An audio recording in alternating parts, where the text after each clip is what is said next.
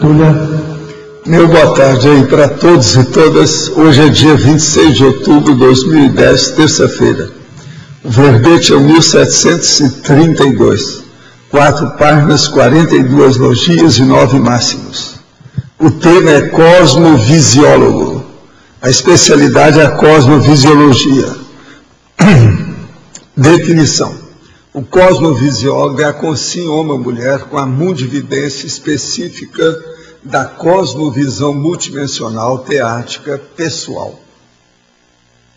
A max amplitude autopensênica, a cosmovisão conscienciológica da consciência, a visão geral do cosmos, a concepção conscienciológica do cosmos, o campo unificado do cosmos, a soma geral das cognições, a totalidade da megavisão cósmica, os autoestudos da consciência, a abordagem vasta máxima das realidades, a potencialização das acuidades pessoais, a cognição das questões filosóficas básicas, o emprego teático da pangrafia, a experiência da cosmoconsciência. Na argumentologia nós temos a caracterologia por 26 características traforológicas determinantes do perfil da consciência cosmovisiológica, homem ou mulher. Na remissiologia, dentre os 15 itens já debatidos aqui, nós salientamos esses 5. Autopensionização cosmovisiológica, enciclopediologia, holofilosofia, pluriprospectividade e senso universalista. Frase enfática. A cosmovisiologia, em determinado patamar da evolução, chega inevitavelmente à consciência lúcida, devassando de modo cosmoético todos os princípios pessoais de mega-análise do cosmos. Você demonstra interesse pela cosmovisiologia? Em quais circunstâncias? Agora, pergunta. Ontem vi um programa, um autor, Eduardo Gianetti, falando sobre fisicalismo. O livro é Ilusão da Alma. Já ouviu falar dessa teoria? Qual a sua opinião? Olha, isso é muito antigo. O fisicalismo nasceu do processo da física. Isso é, o processo materialista é aquilo que eu chamo os psicóticos do elétron. Então é eletronótica. Outro nome que a gente dá também é o casca-grossismo. É a pessoa da cara de casca grossa, que não sente nada da energia consciencial, ainda não sabe mexer com isso. Eles são também os chamados anergéticos, quer dizer, não tem processo de energia. Agora, outro nome que a gente dá também é o monovisionarismo, ou monovisionários, que só vê e são bitolados pelo processo da matéria. Agora, outra coisa que eu queria falar para vocês. Eu estou aqui com um livro de um cartaz para vocês verem sobre a luta contra o câncer de mama. Seria bom pôr isso lá em cima aí para mim, depois alguém põe lá para mim. Esse aqui. A luta contra o câncer de mama, que participe da 4ª campanha de prevenção do câncer de mama. É no dia 19, que teve aí a primeira vez, no dia 18, agora no dia 28 vai ter de novo, depois de amanhã. Depois no dia 11 de novembro e no dia 26 de novembro. Qualquer informação, se a pessoa quiser, tem tudo aqui escrito. A Fundação Cultural está participando disso, a Itaipu, processo do governo, o Cine Cataratas, tudo tem relação aí com a luta contra o câncer de mama. É muito importante isso. Há muitas palestras, por exemplo, depois de amanhã, é o médico oncologista Francisco Winsteiner. É muito importante. O que as mulheres querem saber sobre o câncer de mama? É no Cine Cataratas, do Cataratas Shop Center. Vale a pena ver. Se alguém se interessar, está aqui. Professor Valdo? Sim. Também vai ter no dia 11 de novembro o jantar rosa. A Rose aqui, né? Se alguém tiver interesse de comprar o convite para o jantar, Ele custa R$100 e tem direito a uma camiseta, que a camiseta está sendo vendida por R$15. Pode entrar em contato comigo. Vai ajudar a campanha. Isso. Vale a pena participar disso aí. E eu gostaria também, se o senhor depois puder falar um pouco sobre a questão do câncer de mama e o desodorante antitranspirante, né? Eu sempre meti o pau nisso aqui, né? É o processo de todo tipo que se coloca na axila, etc., por transpirar. Eu nunca usei nada disso. Porque, pelo meus estudos, o processo de as glândulas sudoríparas, o processo de linfa, vasos e processo linfático, a gente vê que é diferente. Por exemplo, qualquer um aqui, se começar a prestar atenção, vai ver. Um dia, por exemplo, você comeu diferente, etc., pode te dar uma pequena desinteria. Vai dar cheiro diferente na sua axila e vai dar coceira também desses processos glandulares. Isso mostra como é que o processo funciona. O povo, de modo geral, isso passa despercebido. Que a pessoa vai lá, toma banho, passa bastante sabão, esquece daquilo. Agora, a pessoa colocando aqui desodorante, acaba obstruindo e criando problema, e os, vamos dizer, componentes do desodorante acabam entrando aí, e o processo aí vira câncer. Tem gente que quer combater isso aí porque ganha dinheiro das indústrias de desodorante. Mas isso é loucura. O negócio é que isso piora mesmo. É um dos efeitos do processo do câncer de mama. No meu Por exemplo, eu te pergunto, por que é que antes não tinha tanto câncer de mama? Justamente. As mulheres não morriam por causa de processo de tumor no seio. Não tinha muito disso. Um dos motivos é justamente esse. O senhor vê que no meu caso, na minha família não tinha nenhuma mulher com câncer de mama. Pois é. Eu amamentei muito jovem, que seria também uma predisposição. Tive a gestação também mais cedo, mas eu usava desodorante. É a mesma coisa com esse processo de luz aí. Eles usam essas luzes aí fluorescentes, elas são cancerígenas e cancerosas. Por quê? Porque tem UV, o ultravioleta. Foi isso que me deu câncer aqui, que eu tirei, ainda tirei a tempo, que eu vi o negócio. Se eu tivesse deixado esse radical que eu usei aqui, esse tipo que eu tive, está entendendo? Isso aí é perigoso, esse tipo de câncer. Agora, ele pode dar uma porção de metástase comigo, eu evitei que eu atendi na hora. Sim. No caso do câncer de mama também, ele é uma dos cânceres que mais mata aqui no sul do país, né? Mas ele tem cura se for diagnosticado. Agora, a mulher viu qualquer diferença no seu seio passando a mão, é para se tomar atitude logo, não esperar nada. Isso é que eu quero. Bastante importante conhecer o próprio corpo, muito fazer o autoexame. De imediato. Agora, gente, eu queria dizer aqui para vocês que a turma que está mexendo aí com online e da Sintex, a primeira entrevista também no estudo da Comunicons, é a turma que está vendo os programas e de todo tipo que tem, eles estão precisando de gente para ajudar, que é o Chico, com a turma que toma conta da Comunicons. Então eu desejaria saber aí quem puder atender essa turma, ajudar, para fazer, que tem muito material nesse sentido aí para desenvolver. Entende? São as imagens, curso online da Sinvex, primeira entrevista gravada no Estúdio Comunicons, programas fenômenos com o Marcelo Silva, produzido no estúdio da Comunicons, a Sinvex sempre presente ao sábado pela manhã no curso da EAD. Então isso tudo está aí. Estão precisando de gente para ajudar, principalmente na área da administração. Hoje apareceu uma pessoa lá, eu pedi para ir ajudar. Agora, outra coisa também que eu quero dizer para vocês é que, nesse momento, nós lançamos aqui uma pré-IC nova, que vai se transformar numa IC oportunamente, e o chefão dela está ali, e chama-se Flávio. O Flávio vai fazer com o tempo, do jeito que tem o IBGE, que é o Instituto Brasileiro de Geografia e Estatística, ele vai fazer o Instituto, não é brasileiro, presta atenção, é Cognopolitano de Geografia e Estatística. Nós precisamos de fazer isso, porque tem muitos processos nossos. Agora eu preciso mostrar a verbação que nós estamos fazendo. A gente já está na hora de falar sobre isso. Criar isso, aquela brincadeira que eu falo às vezes com o Antônio, ele é que é o dono do IBGE, etc. Nós agora vamos ter o IBGE real, palpável, concreto, através do Flávio. Outra coisa, o Flávio é que entende mais de estatística aqui. Então, ele gosta disso. Então, está na hora de apresentar o processo. Agora, com o tempo, eu peço a vocês para ajudar. Eles vão precisar de alguma coisa disso aí com o tempo. Entende? Inclusive, quem puder ajudar, dá alguns trocados aí para sustentar o processo, para fazer a IC nova. Eu conto com vocês. Agora, outra pergunta aqui. Quando estive em Foz do Iguaçu, há 2 meses, comprei o suporte de livro semelhante àquele que fica o tempo todo visível sobre a sua mesa. É isso aqui.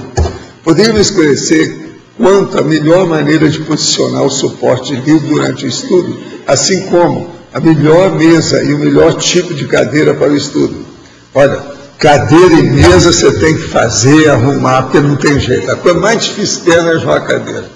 Cada pessoa tem que fazer uma cadeira especial para ela, devido à curva da coluna aqui atrás. A gente tem que ter. Essa aqui, por exemplo, ela não presta, por isso que eu vivo me mexendo aqui. Tem que ter uma coisa que molde a pessoa. Eu uso lá, mas se eu colocar nessa, eu vou ficar na ponta da cadeira, eu vou cair aqui. Então eu invito, essa é a melhor cadeira que tem para quebrar o galho. Agora, eu já usei até agora 16 cadeiras, e uma presta. Você tem que mandar fazer uma que seja de acordo com a sua anatomia, para ficar ergonomia de acordo com a anatomia, o processo. Então, isso você tem que ver com calma. Agora, outra coisa, a gente aqui põe e você mexe de acordo com o seu tamanho, para baixo, para cima. Você coloca um livrão grande e, abre aqui, anota, pode colocar as coisas, ele foi feito para isso. Uma outra coisa que ele foi feito também, por exemplo, se você tem bicho em casa que gosta de ver as coisas junto com o seu computador, o que você faz? Você pega 2 desses aqui e trava o computador de cá e trava o computador de cá. Aí não entra para mexer no teclado nem nada. Isso é uma das técnicas que eu uso. E outra coisa, você fica com todo o material, está com o computador aqui, está com todo o material de um lado do outro. Eu tenho 2, eu uso isso há muitos anos. Então, isso é muito bom para quem mexe todo dia, que escreve, computação, etc. Tal. É o suporte do processo para a gente ver. Tem uns americanos, mas são assim muito efeminados, etc., magrinho, frágil, qualquer um bate aquilo cai, etc. Eles vendem, mas muito bonitinho, muito bem feito. Certas moças gostam muito desses porta-livros, tem vários desse tipo. Aí o negócio é a pessoa procurar. O senhor acha interessante, mesmo que deixemos de ser assediados no mundo espiritual, se nos conseguirmos isso, nós estaríamos evitando uma forma de dar assistência para aqueles que nos assediam? Essa está querendo fazer um negócio. Esse está querendo fazer um negocinho negativo. Olha, para você. Banana para você. Nós temos que melhorar as coisas, esclarecendo os outros. Não pode deixar. Agora você vai deixar de assassinar todo mundo para eles aprenderem a não matar os outros? Besteira essa. Digo isso porque eu já me encontrei com várias situações que acredito que ocorreram com tudo que eu assistisse o assediador. Como, em muitos casos, acredito ter feito assistência. Mas ele deixou de ser assediador a partir daquele momento? É isso que é assistência. O mais, você não sabe o que é assédio.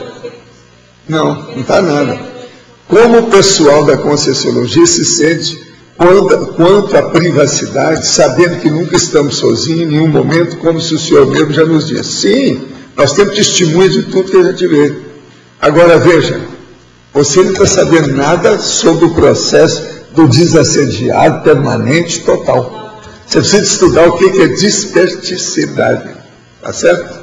Agora, quanto a esse nosso amigo aí que está... aquela pessoa, é uma senhora que está impressionada lá com o fisicalismo. Eu quero então falar para você o seguinte: nesse verbete de hoje você vai ver as coisas que esse povo não entende, a maioria disso aqui: mundividência, cosmovisão, cosmoconscienciologia, megavisão, cosmograma, omnisciência, mega-análise, cosmonomia, holofilosofia, tudologia, enciclopediologia, erudiciologia e maxproexologia. Tudo isso a gente está falando nesse verbete. Agora, esse povo não tem nada disso. Isso é só para clarear a situação. Agora, outra coisa. Sobre aquele filme que eu falei que é muito bom, eu fui olhar lá nos meus dados, que eu tinha comprado uns, e descobri que um dos que eu tinha comprado é justamente esse. Eu não vi esse aqui, eu vi o direto na televisão, que é A Troca. O filme é esse, ó. Se alguém quiser ver, eu não sei se o Marco vai querer ver isso. Esse filme é muito bem feito, ganhou prêmio, é baseado em fatos reais.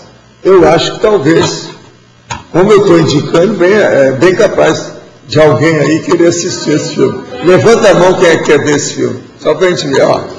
Então seria bom dar para o Marco. Você dá para ele. Eu arranjei porque é o seguinte, eu fico vendo os lançamentos e filmes antigos também daqueles usados. Vou lá, tudo que eu vejo mais ou menos eu compro tudo uma vez, vou deixando, ao passo que eu vou vendo. Esse aí eu vi na televisão, gostei. Agora eu fui olhar no meu material, tinha lá. Então por isso que você falou, se eu falei que eu não tinha o filme, que eu não tinha, eu não sabia que eu tinha, estava lá no meu depósito. Sabe, porque eu acumulo livros, acumulo filmes, acumulo dados de pesquisa, dicionário que eu fico lendo, estudando, etc. Tal. Então eu vou desbravando aquele estoque, porque eu sou estoquista, eu vou desbravando pouco a pouco, né? Vou sabendo. A última vez eu comprei uma batelada dessa. Você sabe que às vezes eu compro. Já cheguei, por exemplo, uma viagem que eu fiz a Belo Horizonte, eu comprei 62 filmes. Lembra que eu cheguei e falei, eu comprei 62 filmes. Agora aqui, por exemplo, às vezes eu vou lá, quando tem uma novidade que eles mudam o estoque, às vezes eu compro 7, 8, 10, 12, 15, varia. Eu compro, e outra coisa, aqui é mais fácil de comprar, porque tem um monte de filme que custa R$7, R$7,99, tem umas coisas assim. Então vale a pena. Esse aí é do R$7,99. Entende? Agora, vale a pena, esse aí vale a pena. Entende? Pode falar. Gia, o número 16, o senhor fala multi-intelectual. Multi-intelectual, 16. Multi-intelectual. Eu queria entender o que seria isso, uma pessoa multi-intelectual. É aquele que tem um intelecto em várias linhas de conhecimento. Então, o processo dele, ele é plurivalente. Quer dizer, multivalente, plurivalente, polivalente, versátil, em matéria de conhecimento. Entende? Por exemplo, é o caso do Flávio. O Flávio é assim. Ele conhece estatística, conhece computação, conhece mais um monte de coisa. É justamente isso que a gente precisa. Aqui nós temos vários desse jeito. Né? E tem muitos que são muito aperfeiçoados. Por exemplo, o Arvindade. Ele conhece filosofia, máfia, a mafiologia. Sabe o que é isso? Tudo que diz respeito a Roma, a Itália, tudo ele sabe como é que fica. Esse é um negócio seríssimo. Então, são as linhas de conhecimento. Tem que ver por aí. Agora, ó, tem ali também o outro lá, ó, conhece muito processo de administração, uma opção de coisa, e ele participa aquele trio Parada Dura, que é uma coisa seríssima. Então, vamos entender o que é o multi-intelectual. Agora, o multi-intelectual é o caminho da pessoa erudita, é o chamado polímata. Polímata é justamente isso. Está entendendo? É o multi-intelectual. Agora, aqui nós estamos falando também do polímata aí na frente, para chamar a atenção. Né? Pangrafista. Isso eu podia falar também. O número 9. Que é o holopensenólogo. Holopensenólogo. É aquele que já tem uma noção do holopensene de modo geral. Então, por exemplo, ele estuda a forma holopensênica. E eu estudo isso desde menino. Então eu fui ver onde é que eu tinha nascido antes. Teve um lugar que eu fui, no Brasil, porque eu nunca tinha ido lá. Eu fui lá só para ver, porque eu tinha ido lá e lembrava da retrocognição. Eu cheguei lá, mas está tudo alterado. Depois de muitos séculos, tudo está alterado, mesmo no Nordeste, lá em cima, no Norte. Cada um vai pensando o que é. Agora, tudo para ver o problema da holopensene. Então, esse holo, no caso aqui que eu estou chamando pensenólogo, ele estuda o holopensene de modo geral, que é a holopensenologia. Que a gente vive falando isso aqui na pensenologia. Aqui, ó. A maioria começa assim, ó, pensenologia, o holopensene pessoal da cosmovisiologia. Os cosmopensene, a cosmopensenidade. Hoje é um processo grande, amplo, de visão maior. Isso é importantíssimo. Valdo, o número 11. O número 11, por exemplo, o homem orquestra e a mulher orquestra. É aquela que toca todos os instrumentos. Bem, aqui tem muitos assim. A Rosa Nader é mais ou menos isso, né? Toca todos os instrumentos. Todos da matemática e fora da matemática. Não, é alguma coisa a mais. E matematicamente em cima do lance. Né? É assim? Valdo, o 8. O 8 é o holofilósofo. Né? Esse é o da holofilosofia, né? A filosofia das filosofias. Então, a holofilosofia é o processo dos princípios da conscienciologia, né? Todos os princípios da conscienciologia estão por aí, né? Porque eu tenho um verbete de holofilosofia e eu estava lá, eu estou fazendo uma parte do meu livro e eu coloquei holofilosofia, mas ali tudo que é base da conscienciologia é holofilosofia. Tudo. É uma parte básica, mas também uma parte avançada, né? O problema já de desenvolvimento da holofilosofia. Agora, a filosofia aí, do ponto de vista do estudo propriamente dito, dos princípios, né? Do problema do conhecimento, da cognição, da sabedoria. Agora, tem ela é ciência e na parte da filosofia, essa separação, que a parte filosofia seria a filosofia das filosofias, no caso. E agora, é o conjunto das filosofias, é o conjunto do conhecimento. E o verbete de hoje tem muito a ver com a filosofia, que é a parte cosmológica, né? Tem. Hoje. Tudo que diz respeito ao cosmos tem relação com a consciência, né? Não existe cosmos sem consciência. É a consciência que interessa. Mas é bobagem. O processo, então, conscienciologia seria a cosmo propriamente dito, ou a cosmovisão propriamente dita. Para se fazer uma epistemologia consciencial, que também estava tentando fazer. Um certo ponto, é a filosofia. A filosofia da consciência, mas tudo seria da holofilosofia uma epistemologia. Assim, isso. Né? Mais ou menos é isso. É o caminho, é o jeito. Agora, Arlindo, aqueles que não vão viajar, não sei se é igual a Arlindo, nós vamos passar 4 dias sem tertúlias. O que vocês vão estudar? Não pode ficar sem estudar. A partir de quinta, vamos. Quem não for viajar, como é que fica? Quinta, sexta, sábado, domingo. Não vai ter tertúlia, vocês têm que estudar. O pessoal não vai querer.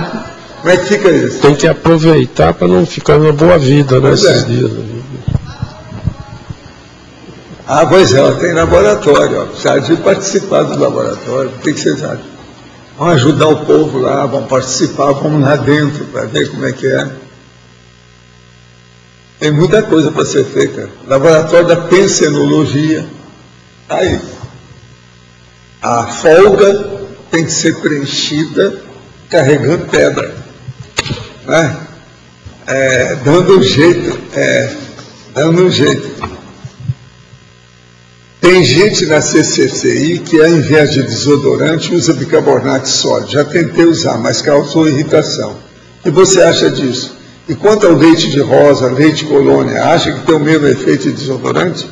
Olha, você precisa de ver com calma. O ideal na minha terra é banho, tomar um bom banho. Depois da pessoa fazer ginástica, para ela transpirar. Ela transpirando limpa tudo quanto é as glândulas todas. O negócio é transpirar. E lavar, tomar banho. Banho, gente, é uma beleza. E ninguém pode reclamar que nós temos água por aqui. Nós vivemos na Aqualândia. Valdo, esse antitranspirante, se eu passar um dia, dá uma coceira danada. Então, isso já mostra que já tem coisa. A corrichão já mostra que já fez mal. A melhoria do parapsiquismo favorece um nível maior de sensibilidade do ponto de vista psicossomático? Olha, melhora tudo. O parapsiquismo é a chave, né? Começa pelo estado vibracional. Eu pergunto, pois ultimamente eu tenho me emocionado mais facilmente com algumas cenas de filmes, documentários, histórias de pessoas conhecidas. Eu, em geral, sou bem racional e sempre fico avaliando os contextos quando me percebo mais emocionado. Eu entendi como está de incompetência energética. Estou certo? Não, aí precisa de ver a sua idade. A pessoa com o tempo, às vezes, ela amolece. Ou endurece demais, e aí ela fica impossível, ninguém chega perto, ou ela amolece. Se de ver a sua idade, se você não está amolecendo. Principalmente o homem, é muito comum isso. Eu não sei a sua idade. Sabemos que a evolução do nosso parapsiquismo é fruto de nossa busca, de nossos esforços, de nossas pesquisas. Mas o que ocorre em casos como o do médium Thomas Greenmore, que diz ter recebido seus dons mediúnicos de seres extradimensionais? Olha, a maioria recebe de seres interdimensionais, a maioria de assediadores extrafísicos.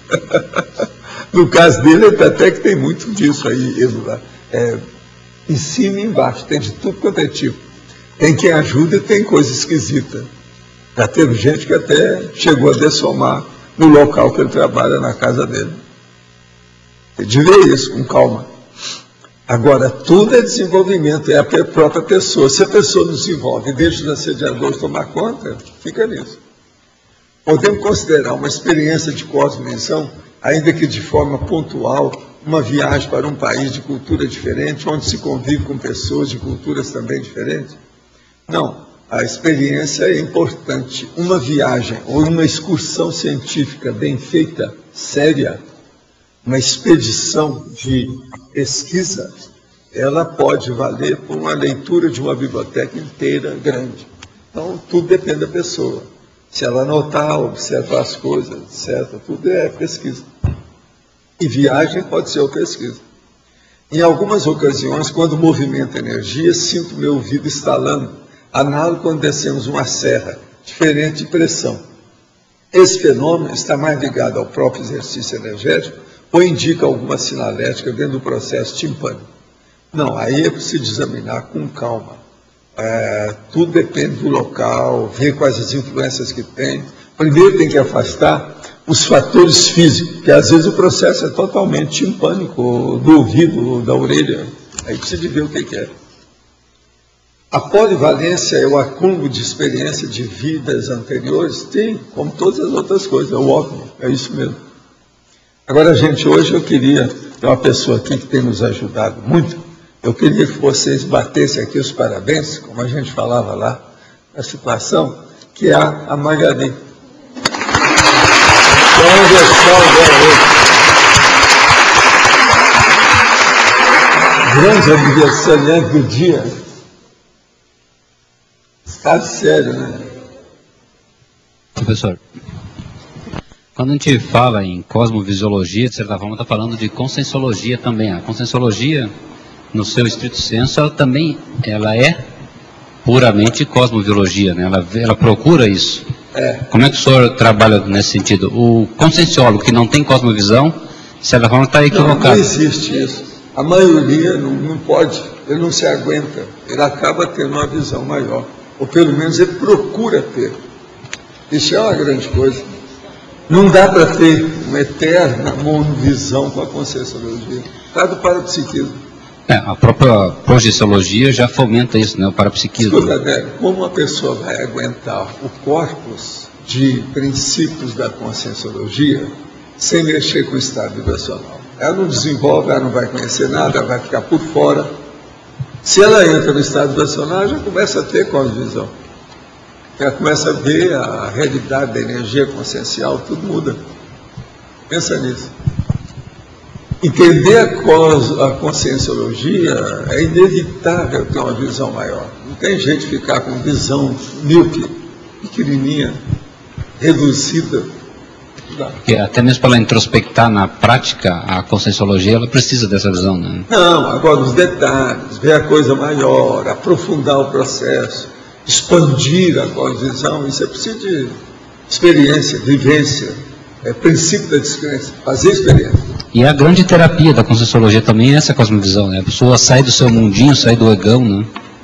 Mas olha, você veja, às vezes as pessoas começam, tem até processo de assédio, tem uma porção de tropeços, etc. tal, e ela supera. Olha o caso da nossa Silene, que escreveu o livro aí sobre parapsiquismo. Era uma prova disso, ela superou aquilo tudo, uma médica hoje, conhece o processo de parapsiquismo, sente, domina. Outra coisa, é moça, uma mulher, superou isso tudo. Ó. É bom vocês lerem o livro dela. O livro dela é impressionante. Mostra a realidade dela. E ela escreve bem clara, né? Lúcida, racional. Porque em termos de gestão, da gestão em si, né? A cosmovisão é essencial também, ainda mais no trabalho em equipe, no trabalho em grupo também, né? Não, a cosmovisão, com o passar do tempo, ela é ótima, porque a pessoa começa a fazer a comparação, os coteios, confrontos, paralelismos entre o pequeno e o grande, o que está próximo e o distante, e por aí vai, os coteios todos vão aparecendo. Isso aí amplia demais o problema da cosmovisão. Porque a cosmovisão, ela amplia a consciencialidade. O micro-universo da pessoa fica um verdadeiro macro-universo. Aquilo que ela pensa expande. Então isso tudo influi em tudo que a pessoa faz. Muito sério. É mais ou menos na linha que o senhor falou aí, que o EV já faz entrar na cosmovisão. Aí só tem aqui, eu já estava querendo perguntar, na ciclologia, o senhor coloca assim, ó, o Cipriani como indutor de pesquisas macro.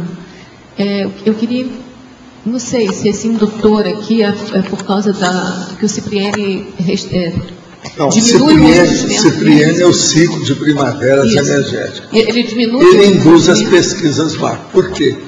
A pessoa começa a expandir, ficar otimista, com predisposição, ela começa a ver as coisas diferentes, por outros olhos. Você está entendendo? Isso amplia o processo da pesquisa maior, a cosmovisão. É inevitável. Entende? Agora, uma pessoa, por exemplo, que entra na deprê, ela piora a visão dela, ela fica cada vez míope.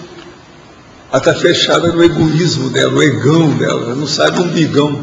Nesse sentido, o umbigo é sempre pequeno. Nesse sentido, a gente pode dizer que o rejuvenescimento somático ele diminui também. Esse é o caminho, né? É o jeito. Valdo, hoje alguém aí falou de fisicalismo, que fez parte das minhas pesquisas, que o fisicalismo é um tipo de reducionismo que é usado até em ciências sociais, e até tem muita gente fora da Conscienciologia, epistemosa, aí condenando isso, que é feito indevidamente, usando o padrão da física para todas as ciências em geral, tem acontecido, e condenando isso. Eles querem que a física tome conta de tudo. E não é assim, isso aqui é só dessa matéria, é a coisa mais superficial que tem. Não adianta fazer túnel em 26 quilômetros, em tudo isso, isso ajuda, mas não vai resolver a parte básica não. O que tem que resolver é tirar essas consciências de dentro do túnel, para eles verem a luz no fim do túnel. É o que está precisando. Eles estudarem, eles mesmos, olhar para dentro. A maioria quer olhar elétron e ficar só nisso. As ciências sociais são os psicóticos do elétron. E ciências sociais não dá para usar o padrão da física, que é totalmente errado, e estão condenando. Aí tem a dificuldade do processo das ciências convencionais. Há muito dinheiro nisso. Muito difícil das pessoas mudarem e abrir o jogo. Tem que esperar, né? Vira o tempo, através da experiência, que muda a pessoa. Tem que esperar. Vai chegar a hora. Muita paciência, caldo de galinha, que não faz mal para ninguém. E outra coisa, cuide de você junto com o seu grupo evolutivo. Você pode virar serenão antes deles. Essa é a chance. Né? Esse é o caminho. Aqui é um monte de gente que vai ser desperto, evoluciólogo, antes da maioria desse povo. Não adianta ter um grande conhecimento em alguma coisa, sendo que aquela alguma coisa não é prioritária. A evolução da consciência é mais prioritária que isso tudo. Então, como é que fica? É uma perda de tempo, energias, oportunidades e, principalmente, companhias evolutivas. Né? Eles deviam aproveitar você que está aí debatendo a filosofia, essas coisas todas agora. Agora ter contato com você, brigar com você, debater com você. O paradigma consciencial tem que ser oposto do fisicalista, que é um absurdo. Agora, a gente exalta a defesa do direito dessa turma toda a fazer a pesquisa.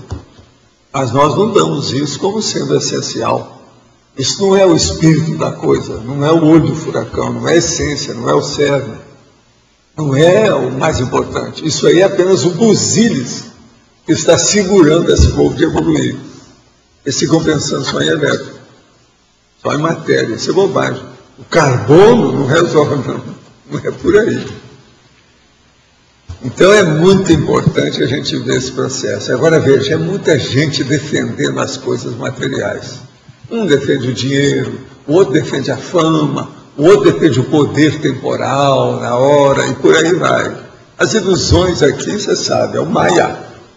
É a mega ilusão de todo lado. A sociedade é patológica. Nós vivemos no hospitalão psiquiátrico, então vamos devagar com o andor. Tem que ter paciência. Você já viu os processos dos bastidores da vida, que é a multidimensionalidade, tem que ter muita paciência com os outros.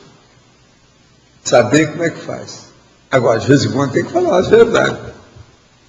Não pode, senão você está compactuando, está se cumpliciando com essa bobajada toda. Então, já tem que dar conta.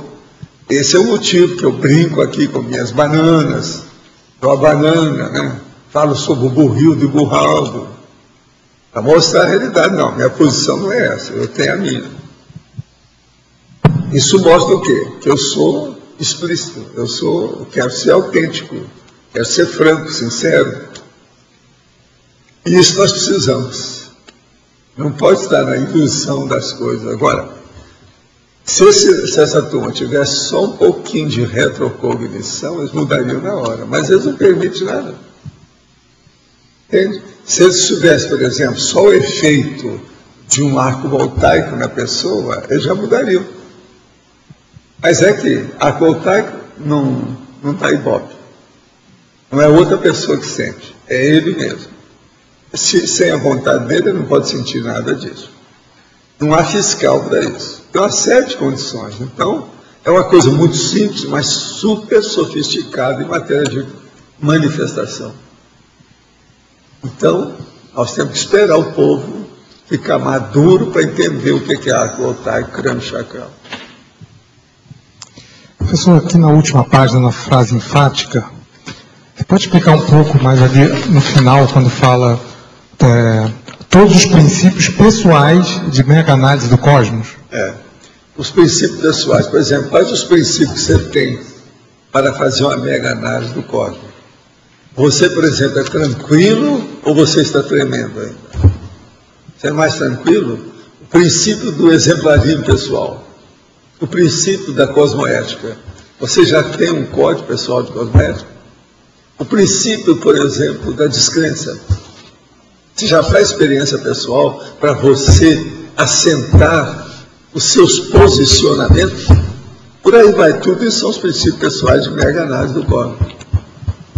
Então, por exemplo, você ainda perde muito tempo com titiquinhas, insignificâncias, coisas que não têm valor, ou você vê o detalhe de tudo isso, passa por cima e vê a cosmovisão. Nós temos que estudar o detalhismo para ficar livre dos detalhes e ver o essencial. Todo mundo tem que estudar muito detalhe, muitos pormenores, as minudências, as minuciosidades, para chegar lá em cima.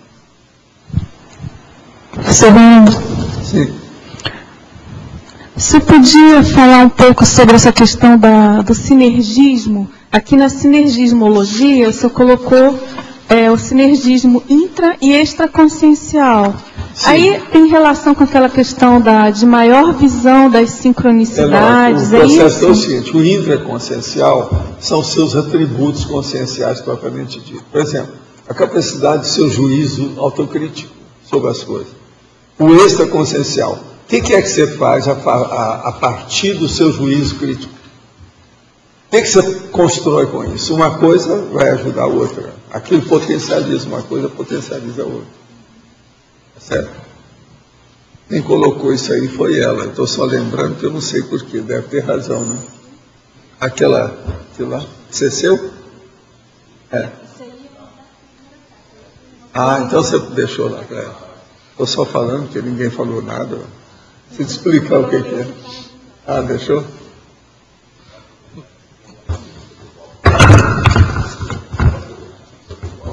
Tá bom, obrigado. Eu vou ler isso aqui. Vamos agradecer o nosso amigo que mandou A Paz e os Direitos do Homem no Pensamento de Norberto Bobbio. Gustavo Oliveira Vieira, que escreveu. Eu vou ler isso aqui com calma. Polo Carmo e Grupo Carmo. E Policarmo. Hein? É? De Porto Alegre? Então tá bom. Beleza, eu quero ler com calma. Muito bom. Sovaldo, sim. Você podia falar alguma coisa sobre o verbete de ontem, personalidade humana, que não deu tempo de eu perguntar. Eu queria que você fizesse uma relação da personalidade humana com aquela identidade extra, que o senhor comentou, por exemplo, do Zéfiro. A minha curiosidade é, qual a influência efetiva da personalidade humana numa vida na próxima intermissão e a mudança dessa identidade extra? Presta atenção. A identidade extra, ela aparece quando a pessoa fez alguma coisa que a ficha dela levou a condição dela a aparecer. Na hora que apareceu, ela fixou aquilo por algum trabalho de assistência, ou seja, de convívio, no caso, para convívio intermissivo, e aquilo fixou aquela personalidade numa determinada época. Mas quer dizer... Então chamou atenção. É como se fosse, por exemplo, uma notoriedade criada na intermissão devido ao processo de assistência. E aquilo fixou. Então, assim, é específico de uma intermissão? Por exemplo, na próxima sua... É específico de uma intermissão que desencadeou o processo devido à última vida naquela época, a derradeira vida, a vida mais a recém-chegada. Você está entendendo? A pessoa veio de lá. Então, assim, agora, a partir daquilo, ela criou um processo dentro dos anais extrafísicos da parapopulação. Então, a pessoa ficou conhecida. Agora, geralmente isso, não fica pensando que é um negócio da parapopulação cósmica, não é isso? Mas dentro do grupo karma, ela ficou sendo conhecida. Então passa a vida, entra a vida, passa corpo, passa sexo, vem outro sexo. O diabo não interessa, a pessoa é aquela. Que é essa que ela é conhecida. Pois é, mas... eu, por exemplo, eu apareci com outro cara lá, mas não, você é um Zéfiro. Acabou. Fez fama, deita na cama. Mas, assim... Agora, fez para fama, deita na para-cama. É esquisito, mas é o jeito da vida. Agora o processo todo é mini peça do Max Mecanismo. Sem isso também, eu acho que na sua próxima intermissão, como fica essa identidade extra do Zéfiro? Vai continuar. Vai continuar? A gente vai procurar pelo Zéfiro? Não vai ter força, não. O Zéfiro já vem assim, ó. A gente vai procurar pelo Zéfiro. Já vem assim há muito tempo, você não vai... não vai conseguir derrubar o Zéfiro, não. Não vejo chance. Hein? Não, porque já sabe, por exemplo, a hora que eu chego lá, não, o Valdo é o Zéfiro, vai ser o Zéfiro. É um você está entendendo? Isso supera. Então, mais aqui. É como se fosse um auto-revezamento intermissivo, né? Você volta a ser aquele. Não, existe aqui um aspecto que eu ainda não falei, nem escrevi nada, mas é bom vocês saberem. Está na hora já de vocês verem e vão ver a cabotinagem minha. O problema é o seguinte, a identidade extra, quando ela tem valor, só ela aparece em holopensene mais evoluído. Então, isso fixa cada vez mais. É uma loucura, você não tem jeito de ir contra isso. Não adianta nada arranjar uma identidade essa baratrosférica. Eles estão até acabando com a baratosfera, não vai existir mais nada disso. O ideal é acabar com tudo. Então, quando aparece uma identidade extra que interessa, ela é, de alguma maneira, positiva e se manifesta em holopensene de comunex mais ou menos equilibradas. Agora, veja, o meu caso de Zéfiro, o cartaz que eu consegui pegar alguma coisinha foi da baratrosfera para as comunex assistidas. Porque os amparadores começaram a me dar mais força, os assediadores quiseram evitar o Zéfiro de tudo quanto é jeito, você está entendendo? É aquilo que eu falo, que o serenão chega, ele desmancha a roda, vai abrindo. Eu falei assim, não, o que eu preciso ser isso, chegar no lugar e abrir o caminho, naturalmente. Isso é que é a força presencial, essa é a força parapresencial natural. Por exemplo, aquilo que eu estava falando aí do serenão, lá de São Paulo, que vinha com aquela farândula, um monte de gente, e o povo tudo fugindo. Os que tinham qualquer culpa do cartório, os fichas sujas, não ficava ninguém perto. Tudo que era ficha suja. Você está entendendo o que é? Entendi. Então, esse problema é que é o aspecto mais sério da história. Ah, porque eu fiquei com a... Mas é claro, pura... Quase que uma burrice, né? Eu fiquei pensando que o senhor falou que essa vida humana, no nosso nível, ela vale por 20, sei lá, 50, enfim, depende da pessoa. Então, eu pensei que, no caso, uma possível identidade que se tivesse, e aí incluiria a sua pessoa também, teria uma outra proporção pela questão da própria agora o processo da pessoa, entendeu? que eu já falei aqui, né? Isso você tem que relacionar, que tem uma opção de coisa. Inclusive tem a personalidade conceitual. O que é? É aquela que eu falei aqui, por exemplo. O Platão tinha como personalidade conceitual o Sócrates. Ele pegou muito Sócrates para fazer isso. Os espíritas, por exemplo, têm como personalidade conceitual Allan Kardec e J. Cristo. Eles gostam disso. Eu, por exemplo, eu tenho uma série de personalidades conceituais dentro dos processos nossos. Mas o que eu falo mais é o transmentor. Entende? Ele ajuda, mas ele é de fora. Mas está dentro do conceito da personalidade para a gente estudar, entende? Entendi. Agora, gente, isso aí tem muita água debaixo da ponte para chegar. Imagina. A turma começa a entender que é o problema da tramitação das experiências entre as dimensões. É o processo interdimensional. E a questão assim da semiconsciência, por exemplo, já deve amalgamar, né, a extra agora, e a intra. Pensam, vocês devem aproveitar para estudar essas coisas, porque por enquanto, na Terra, a maioria não sabe nada disso. Vocês podem nadar de braçada para criar os conceitos. Quando eu vim essa vida, eu já sabia disso. Não, por isso que é que eu estou criando esse monte de neologismo, que é para abrir o caminho. Mostrar que já existe, alguém já pensou naquilo. Isso melhora. E a pessoa, na hora que for pensar naquilo, descobriu, ela vai ver, não, eu tenho que pensar depois disso.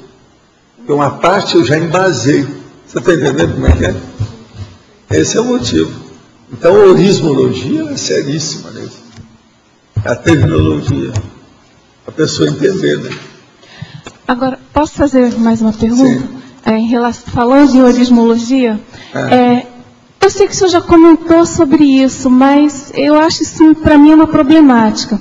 Essa questão da conciliação de uma tentativa da cosmovisão, ou de uma visão mais ampla, né? E de uma especialidade. Quer dizer, significa que a gente precisa, de todo modo, buscar um fio condutor em termos de intelectualidade. Não, você não precisa de buscar. Os fatos todos de hoje dependem do fato de ontem. E o de amanhã vai depender do de hoje.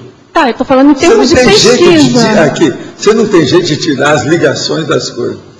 Nem de fatos, nem de consciência, nem de nada. Não, mas em termos Todas as realidades são interconectadas. Tá, eu estou falando em termos de buscar em termos de autopesquisa de pesquisa. A autopesquisa, você tem que lembrar disso. Você não pode tirar o corpo fora. Você não pode querer fazer uma coisa enucleada, só sua, ou compartimentar o processo só. Isso é bobagem. Quanto mais você vê as ligações, melhor, porque tudo tem ligação. Não, tudo bem, professor Valdo, isso aí para mim é claro. Eu acho que isso é um conceito da conscienciologia. É isso que a ciência convencional faz, eles isolaram o negócio para ficar só com o elétrico. Isso aí para mim é claro. A minha questão é como aprofundar e dar substância para uma pesquisa, enfim, para o seu objeto de pesquisa, sem ficar no ralo, no superficial, entendeu? Pois é, mas isso significa escolher uma especialidade? É essa que é a minha dúvida. Isso significa eleger uma especialidade, focar nela e a partir dali fazer a cosmovisão? É isso? É, mas é que não adianta, os fatos é que orientam precisa, não precisa de ficar teimosa com isso. A própria experiência, a investigação, a pesquisa vai levar você a ampliar o processo. Não adianta você querer defender uma coisa e ficar só nela ali. É o negócio do dogma, é o processo da ideia assentada, da ideia absoluta. Isso é bobagem, não tem jeito. Porque os fatos orientam a pesquisa. Eles sempre vão mostrar que o horizonte tem outro depois dele tem outro, depois dele tem outro, depois dele tem outro. Isso é infinito. Então não adianta você querer ficar muito... arranjar, por exemplo, um quartinho e ficar só nele, bonitinho, tudo, e fazer pesquisa só ali. Não resolve. Não, mas não é isso. Para chegar na cosmovisão, não adianta. Não, a minha questão é em relação à especialidade da conscienciologia, a especialidade, entendeu? você está nela. Daí a pouco você tem que cair fora. Tem coisa maior do que aquilo. Agora, ela já é ótima. Dentro daquele contexto evolutivo, naquele momento evolutivo, ela mostrou para que veio, esclareceu, explicitou, mostrou indicação, já é alguma coisa. Mas agora, não fique presa ao processo. Pense de uma maneira mesmo mais coletiva, ampliada, generalizada ou generalista, e uma maneira globalizante da tudologia. No meu caso, assim, eu nem tenho, assim, eu não tenho não estudo, não pesquiso uma especialidade, né? Eu, ao contrário, até tendo a ser mais generalista. Toda vez que você entrar, isso me preocupa de certo modo. Especialidade, você tem que estudar tudo aquilo, levantar a leva, ver tudo que tem. É o que eu faço. Ainda tem muita coisa que estou fazendo, ainda tem muita coisa aí para pesquisar, para ver como é que é, explicitar, clarear. É o jeito, o caminho. Por conta do serviço militar obrigatório, dificilmente eu serei dispensado de servir em uma das forças militares como formando em medicina. Das 3 forças militares, Marinha, Aeronáutica e Exército, qual é a menos pior em sua opinião? Existe algum amparo legal para não servir obrigatoriamente?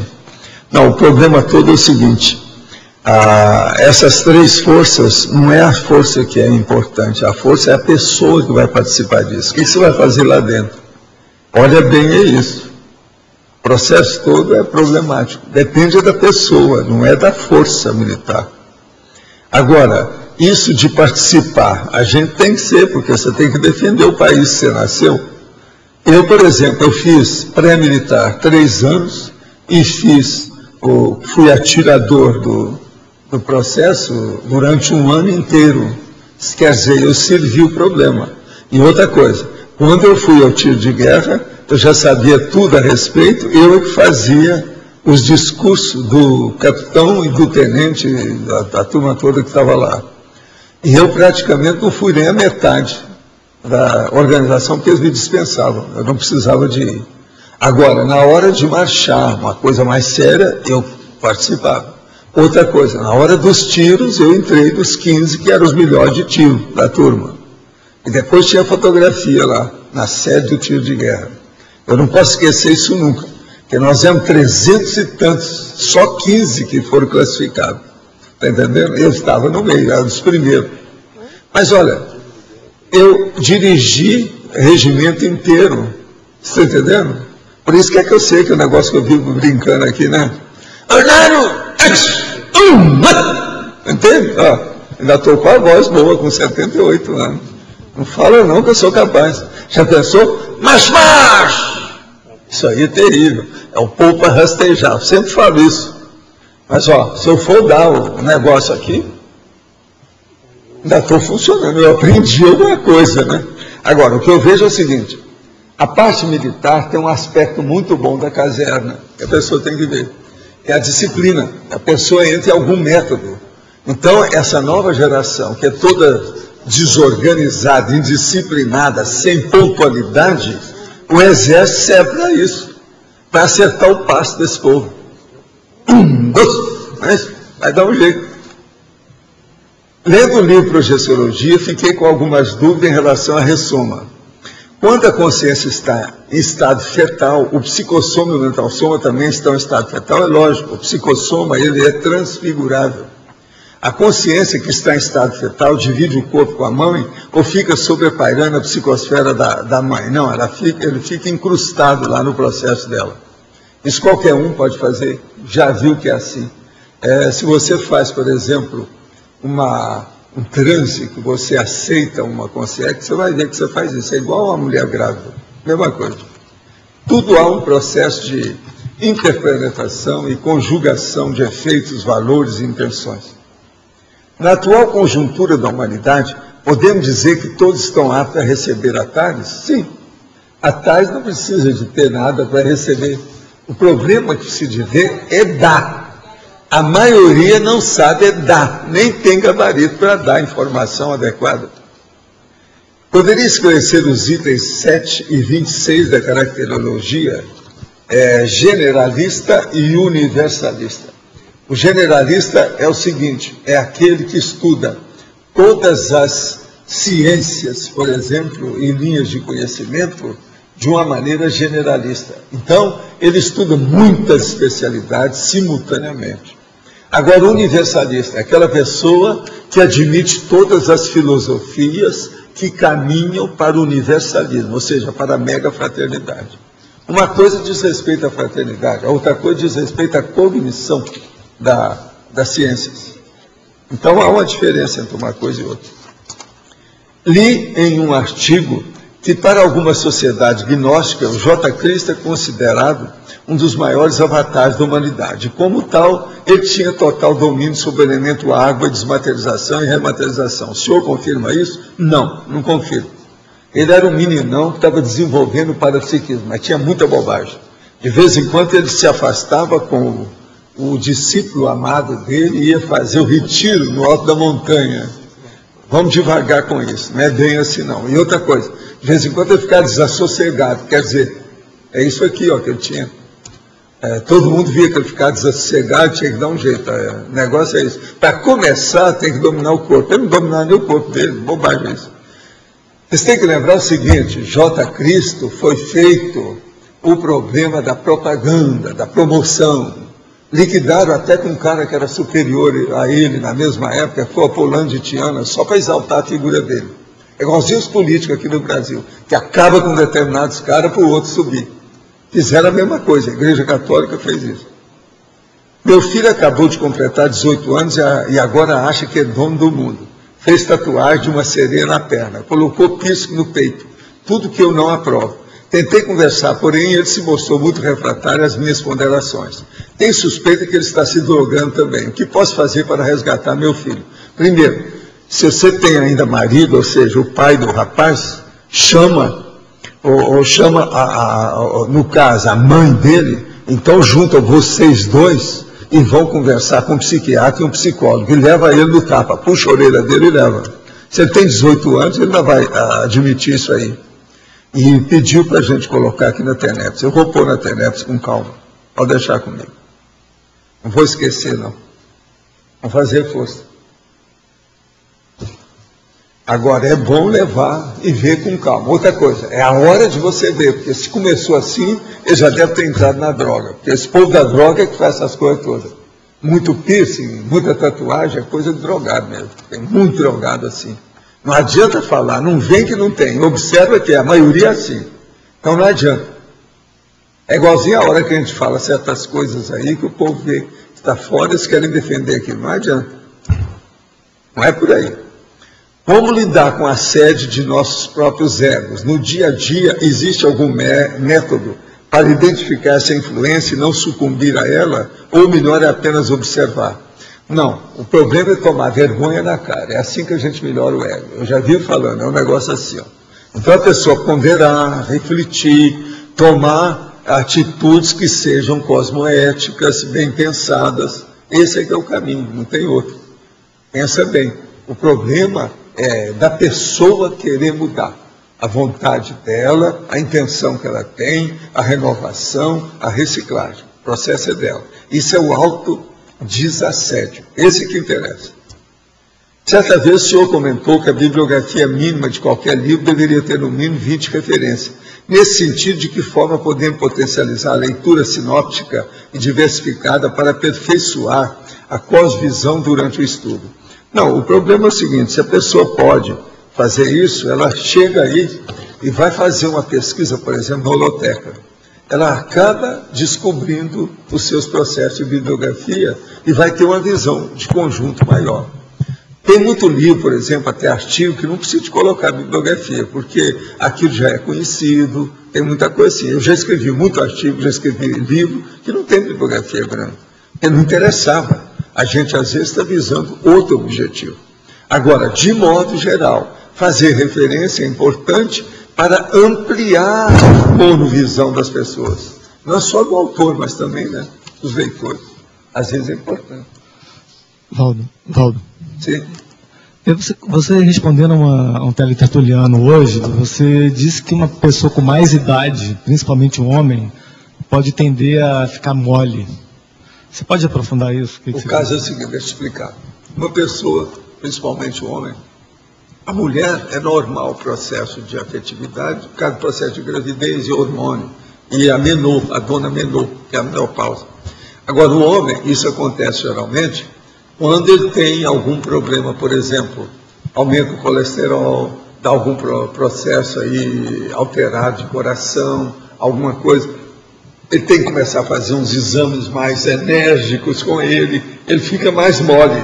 Ele viu que o corpo dele já não tem aquela potência de sanção, você está entendendo? Então, ele abaixa a crista, o facho. É aí que eu estou falando. Aí, às vezes ele chora à toa, porque já não é mais aquele menino da época da mocidade, que cometia uma porção de pecadilhos juvenis, um depois do outro, não tem mais nada disso. Então isso aí é que é importante. A hora que a pessoa começaria no não dá mais para lançar o organismo, começaria no orgânico mesmo, no organismo, e passaria para a parte psicológica, né? Não, a parte emocional dele fica afetada. É muito homem que eu já vi assim. Eu mesmo já tratei de muita gente desse jeito. Agora, quando vai dar, depois dos 50, por aí já começa, depende da pessoa. Entende? No entanto, você vai encontrar gente que tem 70 anos, 75 anos, que está disposta igual quando tinha 18. Mas são pessoas que fazem exercício, que tomam conta da própria saúde, que levam o problema do corpo humano a sério. Entendeu? Agora, tem outros não, que relaxa, começa a ter problema, então vem, entende? Uma porção das taxas, os check-ups estão toda alterada, aquilo ali cria um problema com a pessoa, dá um impacto enorme. É como se fosse a fragilidade do próprio corpo passando para o emocional da pessoa também. Ela se confunde, né? Agora, a gente tem que fazer exame sempre. Se for possível, conforme a idade, 6 vezes, mês ou de ano em ano. Agora, por exemplo, eu fiz uns exames meus, que são os mais sérios, que um dos médicos falou para mim, você agora só deve voltar aqui em 2012.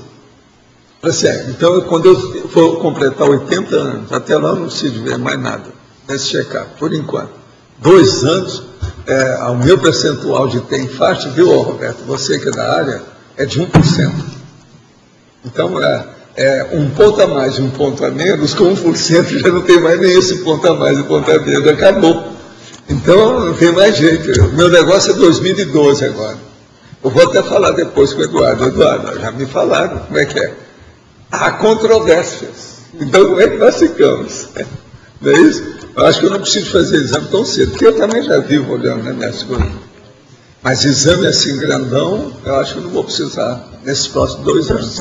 Que bom, né? Então você veja bem, a minha disposição de andar na esteira, entende? Nesse caso, os exames têm um resultado positivo, depois quando você vai buscar o exame, eu acho que te dá até mais força, né? A gente precisa de ver, né? Agora, tudo você tem que olhar, o que você come, o que você bebe, o que você dorme, de que modo que você dorme, como é que é, o que você faz, o que você pensa. Eu não estou tão velho assim, né? É para outra pessoa que eu estou perguntando. Eu ainda estou... Meu corpo ainda está... mais ou menos. Agora, eu tenho que achar isso. A esteira aeróbica é boa, ou se não for esteira aeróbica, aquele outro, como é que chama? Tem um outro aparelho. Tem uma outra esse elíptico que está na ponta. Não, isso aí. Se a pessoa tiver algum processo de pé, entende? É bom, porque não precisa levantar o pé. Esse é para madame. Não, não precisa, não tem impacto. Agora eu não, eu sou da esteira, eu sou do impacto ainda. Tem uma outra eu sou do Radigari, quer dizer, esse povo não dança o Radigari. Não dá para... Tem só mais uma perguntinha. Aqui na interdisciplinologia, da segunda linha, cosmogonia. O que seria cosmogonia? Onde é que você está lendo? Na interdisciplinologia. Na segunda página 2. Na segunda linha, interdisciplinologia. A cosmogonia. O que seria a cosmogonia? A cosmologia? Não, cosmogonia. Cosmogonia? Cosmogonia é um processo de estudo do cosmos, do jeito que tem, dentro dos processos específicos, quase sempre de uma determinada linha de conhecimento. Entendeu? Do jeito que tem a cosmovisão, cosmosofia, cosmologia, tudo é processo de estudo. É que esse sufixo aí, gonia, não tem. Agonia, olha no seu dicionário para ele aí direitinho, vamos dar a definição de cosmogonia. Eu tenho aqui o dicionário. Não, espera, ele vai te dar. A Linda é o meu chefe de lexicologia, doutor no assunto.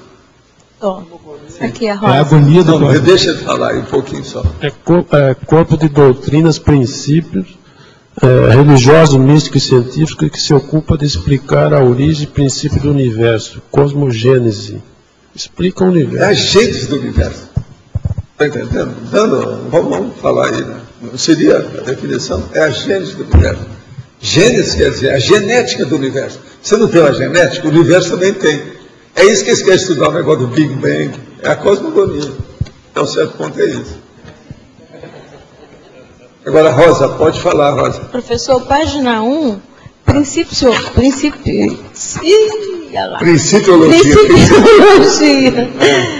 Isso aí, tanto que na hora não saiu. O princípio de autoevolução reduzir as limitações cognitivas quanto ao cosmos. Queria que o senhor explicasse o princípio da autoevolução que reduz as limitações cognitivas. Quer dizer, quanto mais você fica conhecendo as coisas através da experiência, mais você fica conhecendo o cosmos. Então, as suas limitações de conhecimento, elas diminuem. Por quê? Você fica mais lúcido, você sabe mais das coisas. Você já não tem mais medo das coisas como são. Então, é isso. O princípio da autoevolução que reduz as limitações de conhecimento quanto ao universo inteiro. Uma coisa outra, uma coisa puxa a outra, depende da outra. Sim, porque eu não estava interpretando. Ele vai reduzir as limitações cognitivas entre a física e ampliando a cosmovisão quanto ao cosmos. Né? Sempre amplia. É por aí. Professor, aqui, pode ser também quanto entrevista. O senhor falou para mim mais cedo sobre a questão da pessoa que tem uma doença crônica ou já nasce, vive com algum problema, às vezes de alergia, que ela tem muitas vidas, esse problema pode ter muitas vidas que ela... Há uma predisposição para aparecer alguma coisa naquela área da doença. Tá, essa predisposição seria uma identificação com o Trafar? Por que a pessoa não altera, a consciência não altera aquela... Ela não consegue porque o problema dela é o modo dela raciocinar, dela pensionizar, ela mantém aquilo. Mas seria uma vitimização, assim, uma identificação... É uma auto-vitimização. Lá no fundo, toda doença que nós temos é auto-vitimização. Pensa nisso. É assim que nós vamos entender a situação. Qualquer doença é isso. Nasce da pessoa. Toda todo assédio nasce de um autoassédio. Por aí você vai entender. Professor, sim. Não sei se já foi comentado aqui no página 3, caracterologia, o item 15, multiculturólogo. Multiculturólogo, o que tem? Você podia ampliar mais esse... O multiculturólogo é da multiculturologia. É uma pessoa que ele, vamos dizer, cultua, ele estuda uma série de linhas de conhecimento. Então ele tem várias culturas que ele estuda. Por exemplo, a pessoa da sociologia, até um certo ponto, essa que vê a sociologia ampla, você está entendendo? Ele é um multiculturólogo, ou multiculturologista. É da multiculturologia. E o que é mais importante para essa personalidade aqui, para esse... O mais importante para ela é evoluir através disso, né? Aplicando esse conhecimento em favor dos outros. Qualquer linha que ele esteja fazendo, desde que as linhas sejam boas, não seja um negócio negativo, está tudo bem. Isso então é que aumenta. E o cosmovisiólogo é justamente, o caminho dele é a multiculturologia. Eu digo assim, para ele conseguir fazer o encaixe assim das... É estudar bastante, de uma maneira generalista, uma maneira multicultural. Você sabe que na academia, na ciência convencional, na universidade, eles às vezes combatem a multiculturologia. Outra coisa que eles combatem é a pessoa fazer a ortodoxia. Que eles querem dominar todo mundo, ficar por cima. É o PhD. Entendeu? Que é besteira. Uma bobagem enorme. Entende? A verdadeira pessoa, aquela que estuda mais para chegar na cosmovisão, ela tem que transcender a universidade. A universidade não dá capacidade das pessoas ter multiculturologia. De modo algum. Isso é uma deficiência da universidade. Isso aí ultrapassa o limite, o fôlego que eles têm. A multiculturologia transcende a eles. Agora, por isso que eles não gostam disso, eles combatem. A ortodoxia é a mesma coisa, porque se uma pessoa, se ela já tem capacidade de estudar por si mesma, ela dá uma banana para a universidade, ela não precisa mais de escola. E isso para eles é um sofrimento. Ele despreza aquela condição, você está entendendo? O doutorado, tudo isso é bobagem. Interessa a pessoa saber antes de tudo, e ela mostrar que sabe. Isso é que é a graduação. Primeiro ela faz e mostra que ela sabe. Depois ela debate e defende o que ela sabe, o que ela já fez. Esse é o caminho. É o jeito. Mas olha, o que você queria?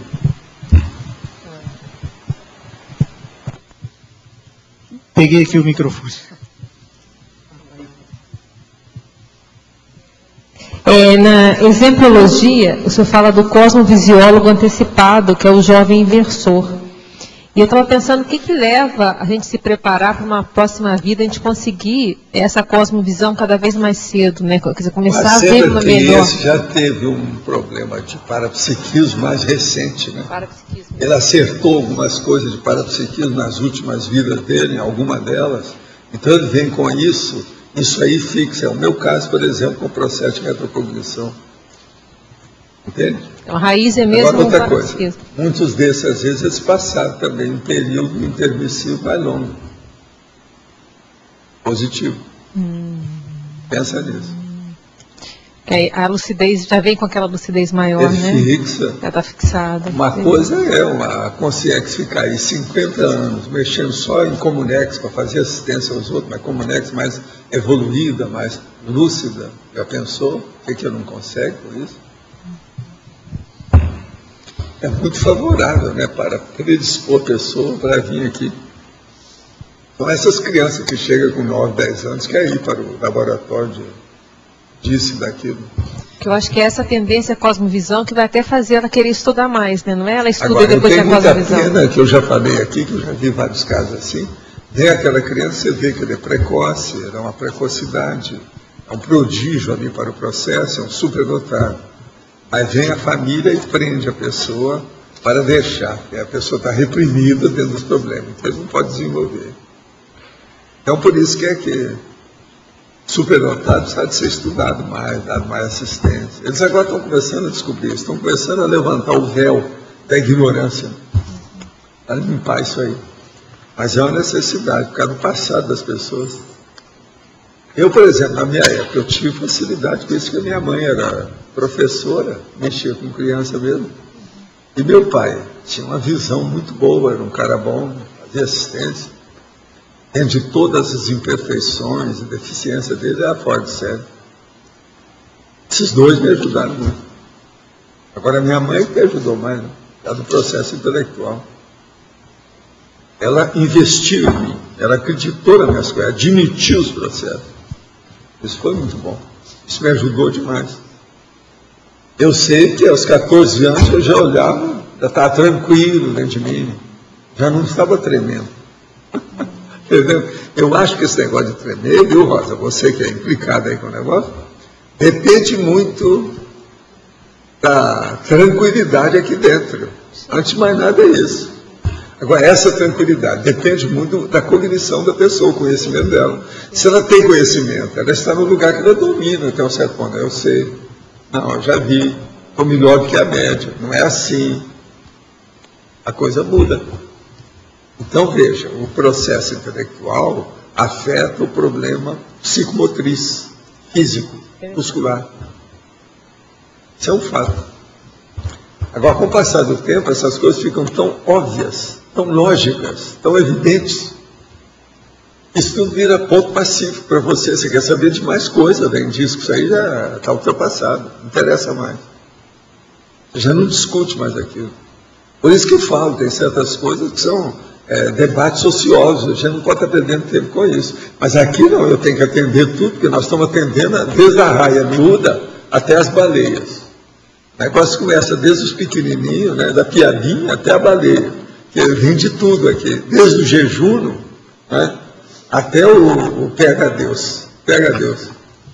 Tem alguns desses que às vezes perguntam aqui, que tudo é PhD. Tem uns que eu conheço. Deve-se ir com calma, né? Então, por exemplo, o povo acha que aqui eu não falo o nome, que ajuda muito o povo que não sabe nada. Não, às vezes nós estamos ajudando muito pessoas que sabem muito, mas que não pode estar falando, porque a pergunta não condiz aquela altitude, aquela altura, o apogeu e o pináculo, sabe, da Torre de Marfim que ele se situa. Então, precisa calar a boca. Vamos ficar quietos para ver se... Né?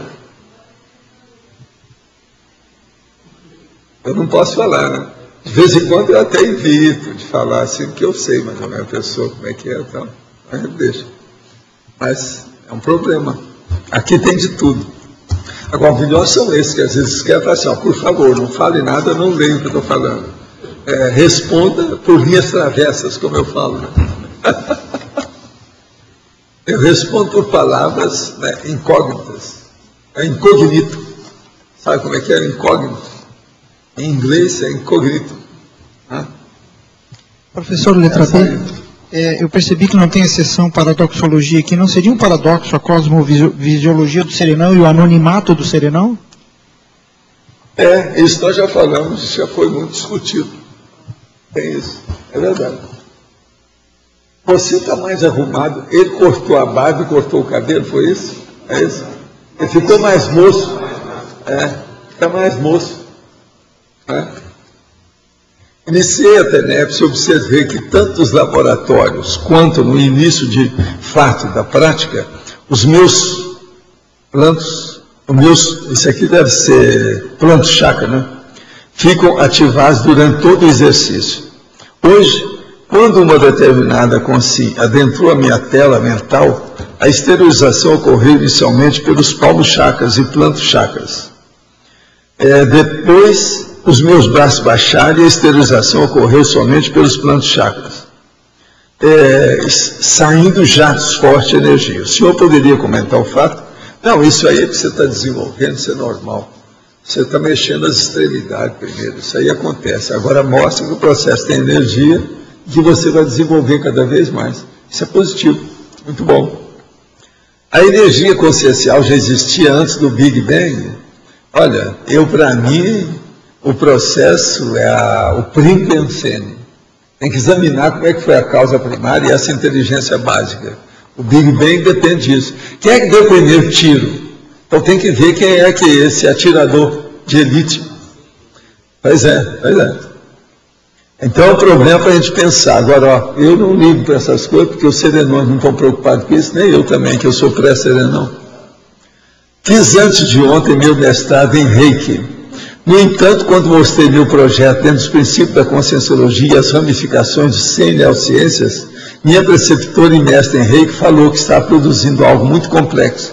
Era como se eu estivesse escrevendo apenas para mim. Não concordei em nada.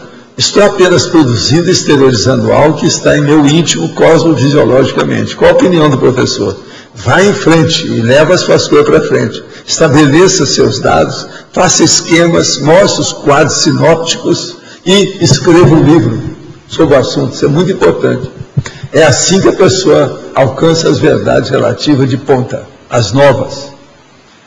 Minha mente fica presa no futuro, preocupações, angústias, projetos profissionais e tudo mais. Percebo quanto esta angústia atrapalha a minha vida. Como a Conscienciologia avalia esse estado mental? Isso aí é depressão.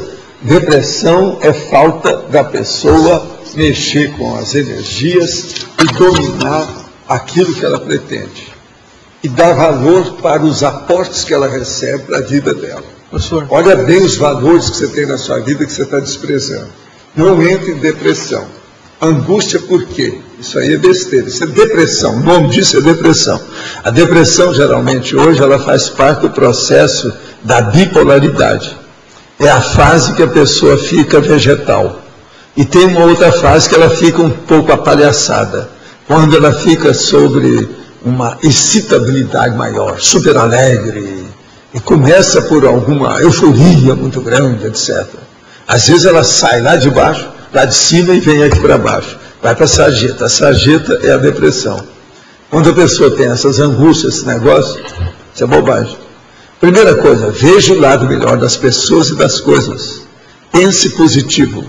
Pensamento positivo resolve tudo, é a base de tudo. Ele é que aplana, ele é que encaixa, ele é que melhora, ele é que acomoda as coisas para a pessoa desenvolver. O pensamento negativo é baratosférico, tudo vai para baixo. É crescer igual rabo de égua, vai para baixo, não dá certo. Questão sobre a questão do Código Pessoal de Cosmoética. Que tipo de cláusulas ou artigos assim seriam bem característicos de um CPC, de um cosmovisiólogo? Eu penso que é a mega fraternidade, você não acha, não?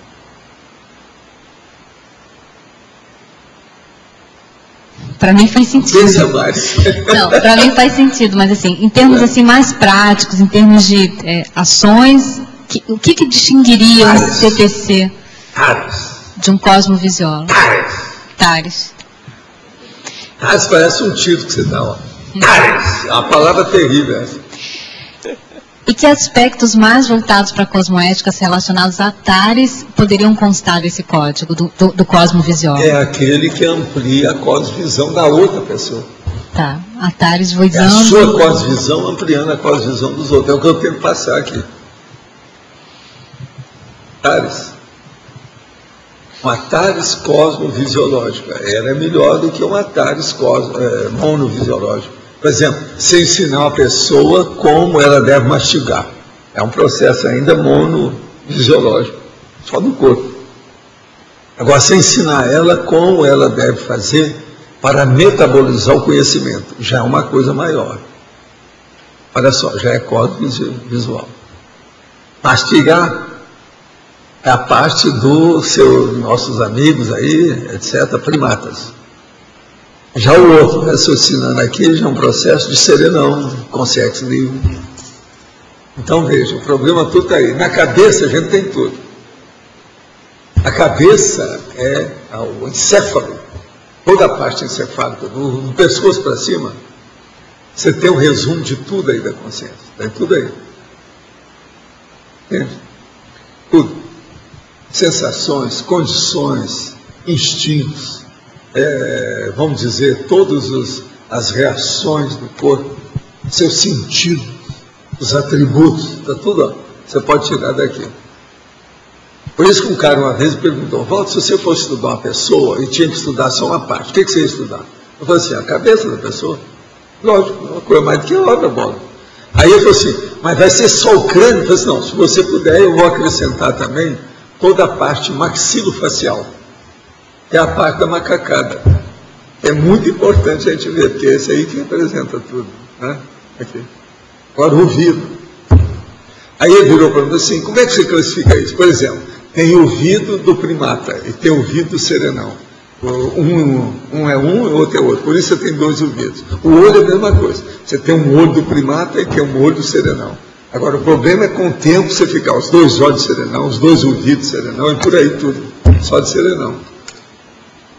Mas veja, quantas pessoas que uma hora ele é um animal, é um primata.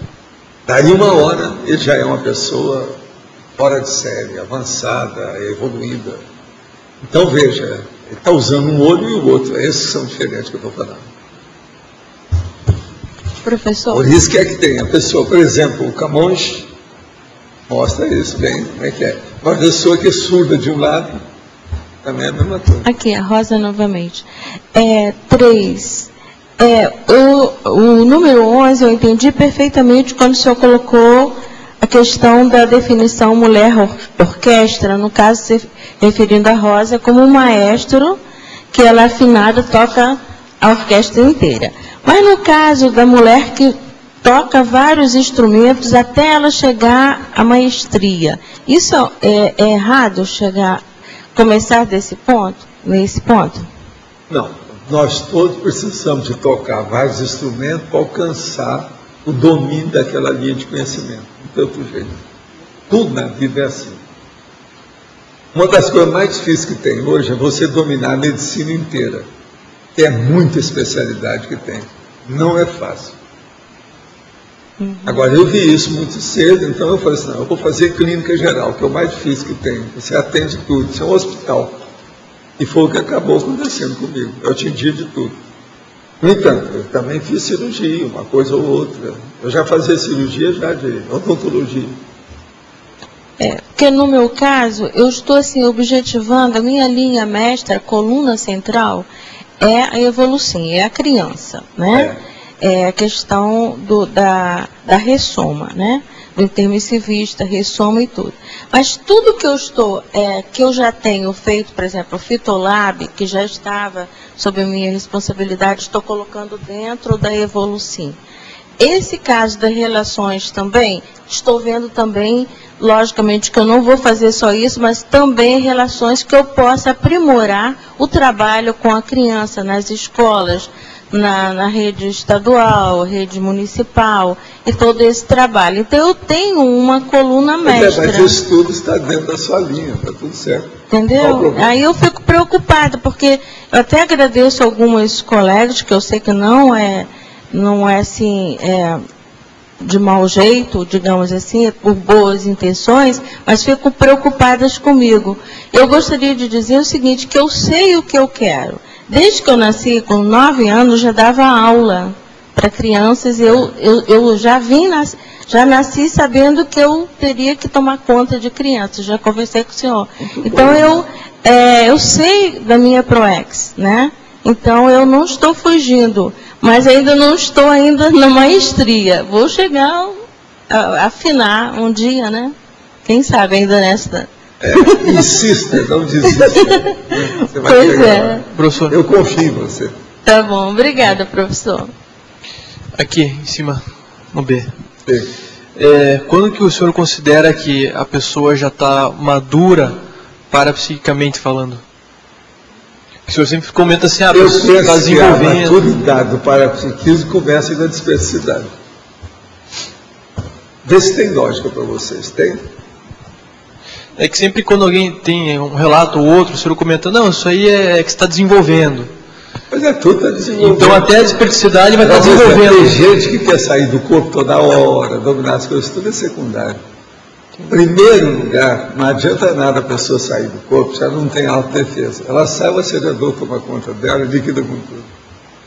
Então a primeira coisa que a pessoa tem que fazer é ela ter desassedialidade. E para isso, ela tem que dominar a si mesma. Então, a primeira coisa que nós vamos ver, o desenvolvimento do parapsiquismo, da paraperceptibilidade, começa pelo desenvolvimento da própria pessoa. Se ela melhora cosmoeticamente, ela já está com tudo preparado para desenvolver o parapsiquismo. Para uma pessoa que ela não consegue se dar bem com os outros, ela não consegue manter nenhum companheiro ou uma companheira para viver, uma dupla evolutiva, ela tem problema com isso. Isso aí tudo, você não pode dizer que ela tem alguma noção de domínio de paraperceptibilidade. Porque se conviver com um, ela não consegue, como é que ela vai conviver com os outros? Paraperceptibilidade significa assistencialidade. Ou, se você quiser, interassistencialidade. Mini peça do Max Mecanismo. Se a pessoa não tem ideia disso, não adianta nada. Então, a paraperceptibilidade, ela é complexa. Por isso que a humanidade tem essa dificuldade. Aqui tem gente de tudo quanto é tipo. O mais difícil que tem são os paraperceptivos. Aqueles que têm, às vezes, uma enorme condição, são imaturos, a maioria. Eles não conseguiram juntar a maturidade consciencial com a paraperceptibilidade. Então você vê a maioria dos médios dessomam mais cedo, acabam com o processo da mediunidade, entram em processo de mistificação, farsa, desvia de tudo quanto é jeito, ficam doidos com o processo de dinheiro, ou de poder, ou de política, morrem às vezes por acidente, assassinado. E a maioria desses, que aparece muito, tem fenômeno de efeitos físicos, na base de ectoplasmia. Isso é que acontece mais. Então o problema é aumentar essa maturidade, para a pessoa dominar. Para isso tem o estado vibracional. A Conscienciologia hoje dá todas as dicas, já tem todas as técnicas. É só a pessoa seguir os métodos, que a metodologia já está montada. Está tudo aí. Professor Valdo, então, dentro da CCCI, qual é a direção principal que a pessoa tem que seguir? É os laboratórios, é as dinâmicas, são os cursos? Não, ela tem que seguir aquilo que ela precisa. Como nós temos hoje um vasto elenco de possibilidades, cada um tem que estudar e ver o que eu preciso. Mas, em primeiro lugar, isso, depois aquilo, depois aquilo. É porque aqui todo o verbete... Agora, a primeira coisa é a pessoa ler alguma coisa e ver como é que ela reage à leitura. E ler as nossas coisas com crítica, heterocrítica, desancando com aquilo que ele escreve, que aquilo que a pessoa lê. Outra pergunta aqui, o laboratório de mental somática. O senhor podia, assim, falar um pouquinho a respeito do laboratório de mental somática e a cosmovisão? A mental somática é a pessoa que vai para lá e ela começa a raciocinar do ponto de vista de discernimento. Então, quando a pessoa quer alcançar a maturidade, ela deve ir na mental somática. Então, a postura lá dentro é de pensar. Não, ela segue o kit que está lá no laboratório. 3h30 de laboratório. Ela segue lá o tem kit. Não, é no Evoluciologia que tem, tá? Pois é. Tem que seguir o que está lá, o kit, a orientação que eles dão. Todo laboratório tem um kit.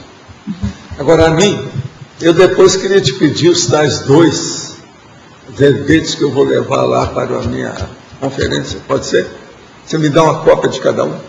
Obrigado. Professor Valdo, pode ser que essa pergunta seja não importante, mas eu estou com essa curiosidade já faz uma semana. Quando a gente quer exteriorizar a energia, a intensidade e o alcance dessa exteriorização dependem do quê? Isso não é importante? Depende da sua vontade. Só a vontade? Tempo e distância, espaço e tempo é secundário. Agora, do ponto de vista da pessoa que recebe, ou ficar próximo, às vezes é muito importante por causa da psicologia dela. Ela está vendo o que você está fazendo. E outra coisa, uma pessoa também que vê que está sendo assistido é uma coisa. Aquela pessoa que está sendo assistida, mas não vê nada, é outra coisa. Então, a coisa mais séria é do assistido. Quer dizer que se eu pensar em qualquer pessoa querendo que ela receba energia, ela pode estar em Marte, que ela vai receber energia. Então não importa se eu acho que a minha energia não vai. E a consciência não tem tempo nem espaço. Tá, se eu considerar que assim, parece que não é tão intensa a minha energia, Isso não quer dizer nada. Não, depende de você, né? Depende do que é a qualidade. Você veja como é que é. Com o passar do tempo, você vai qualificando as benesses das suas potencialidades. Quer dizer, tudo que você tem de bom, aquilo vai acontecendo, vai aparecendo, você vai identificando, diagnosticando. Isso é muito fácil. Com o tempo você chega lá. Tempo, tá. Tá certo? Professor, novamente aqui. O que pode levar uma pessoa que já teve o traforo da intelectualidade numa outra existência a não recuperar esses cons ou a não repetir essa ela usou mal aquele conhecimento, ela usou mal, fez uma opção de besteira, aquilo pode ter mexido no processo do psicossoma dela, o holossoma está alterado, ela vem, não consegue admitir ou aceitar a genética dessa vida e o corpo se altera. Isso pode acontecer no caso de, por exemplo, de quem foi muito para o lado da literatura? Pode. Escrever muita besteira, desviar muita gente. Outra coisa, escrever dentro da área da política, por exemplo, que acontece muito. Aí tem um problemão. Aí a pessoa se tranca. Outra coisa, não, ela não se tranca, às vezes é o pior. Ela quer se trancar, os assediadores não deixam. E vem todo mundo em cima dela. E vem xingando tudo, a pessoa, de tudo quanto é jeito. Apologia. Para mim, foi isso que aconteceu com o Rousseau, o negócio dele. Foi tudo isso. É preciso examinar. O negócio é sério. Uma pessoa, ela tem que pensar com universalismo, né? Uma abertura maior, né? Ela se sentir bem, né? Aquilo funcionar melhor. Se ela fica restringida demais, isso aí cria problema. A intelectualidade, em primeiro lugar, tem que mostrar que é fraterna, tem fraternidade. Senão, o que adianta isso? Quer dizer que se a pessoa foi tendenciosa na produção dela... Então, esse é um caminho para clarear o processo. Certo? Quem é que está aí com o microfone? Tem mais alguém? Letra B. O senhor comentou, professor Valdo, com relação à identidade extra do Zéfiro. E a minha pergunta é se a base para essa identidade foi devido à vivência da assistência intermissiva ou se ele recebeu essa alcunha devido ao intrafísico, alguma vivência intrafísica. Foi a vivência intrafísica que levou para o processo extrafísico. Aí tudo devido à assistencialidade. E tudo devido ao parapsiquismo. O parapsiquismo com a interassistencialidade física é que levou a isso. Aquilo repercutiu extrafisicamente, eu segurei a situação extrafísica, então aí ficou o parapsiquismo intrafísico da interassistencialidade extrafísica. Está entendendo? Sim. Então uma coisa foi passando para lá. Aí ficou tudo extrafísico. Certo. Interassistencialidade extrafísica, parapsiquismo extrafísico, no caso, a mini peça. Foi mais ou menos em que século? Já faz muito tempo. Todo mundo quer saber isso aí, eu falo que faz muito tempo.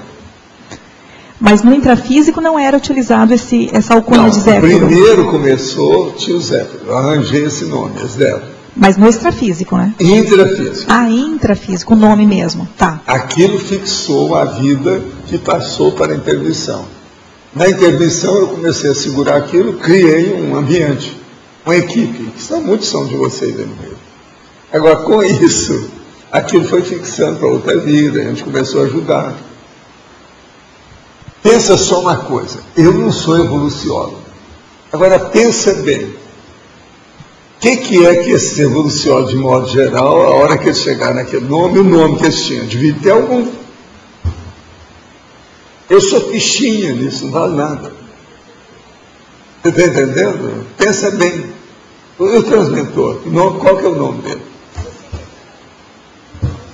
Não, aí depende do que é. Precisa de ver o nome, de onde ele veio, de que modo, como. Eu estou falando o meu, como é que foi. Alguns de nós já têm a identidade processo de extra. iniciação e problema de parapsiquismo. No meu caso, tudo funcionou assim. É possível alguns de nós já termos também uma identidade extra? Eu já falei isso aqui. Tem gente aí que tem, mas deixa para lá. Né? Tá. O senhor pode fazer uma relação, professor Valdo, o senhor pode fazer uma relação entre o livre-arbítrio e a auto-incorruptibilidade? O livre-arbítrio real e incorruptibilidade. O processo é o seguinte: quanto mais incorruptível seja a pessoa, mais ela amplia a liberdade de manifestação. Então o livre-arbítrio dela se expande. Esse é o caminho, esse é o princípio. A lei é essa. A lei de causa e efeito. Quer dizer, você procede direitinho e tudo vem a seu favor. Tudo se expande, o caminho se abre. Esse é o jeito. Suas defesas aumentam. O Marx Mecanismo vai olhar você com mais, entende, atenção. Então, abre tudo. Então, o caso todo é o seguinte: eu sempre mostrava isso através das mãos. Então, veja, você está aqui. Você começou a fazer o bem, você está abrindo o seu livre-arbítrio. Aqui. Agora, vamos supor que lá para tanto você começa a errar. Tem o egoísmo, você começa a fechar o livre-arbítrio. Vai chegar um ponto que o negócio é tão bravo que aí entra o determinismo. Aí a pessoa vem alterada, entendeu? Agora, por exemplo, então, nessa alteração, das alterações que nós conhecemos do corpo, por exemplo, oligofrenia, entra aí. Vai estudar o que é oligofrenia, que tem vários tipos. Agora, vamos supor que você começou aí, começou a abrir. Em vez de fechar, está abrindo. Aí vem o quê? Macrosomático. Macrosoma aparece aí. Então, de um lado tem a oligofrenia, do outro lado tem a macrosomática. Isso é só para te falar alguma coisa. Só para você entender o que é. Isso aqui é um antagonismo do processo evolutivo dentro do holossoma. A oligofrenia, você sabe o que quer dizer com isso, sabe? Então acabou. Então pensa, compara e pondere. Faça uma reflexão sobre isso. De um lado, oligofrenia. Do outro, a maxomatologia. Agora, veja, eu tento mostrar isso para vocês. Você está entendendo? Dentro da minha condição. Eu tenho uma série dessas condições que é positivo, mas também tem uma série de bobagens que eu já cometi. Estudante tem que evitar. Por exemplo, o infarto que eu tive. Você quer maior burrice do que é isso? Como é que eu não previ aquilo? Estava me julgando o tal.